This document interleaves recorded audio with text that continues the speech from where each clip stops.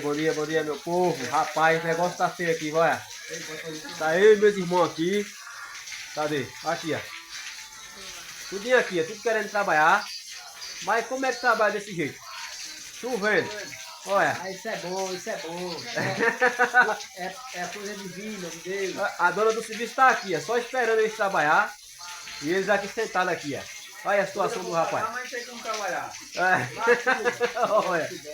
Rapaz, até, agora foi bom que parece que ela trouxe até lençol pra gente dormir aqui, ó. Aqui já. Deus, Tem que dormir, mas eu não quero trabalhar. Eu não quero trabalhar.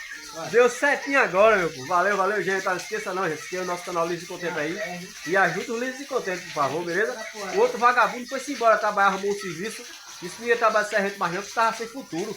Ganhando 500 conto por semana que a gente dava a ele. Ele tava sem futuro. Tá, a gente nunca viu um negócio desse na minha vida. Valeu, valeu, meu povo. Valeu.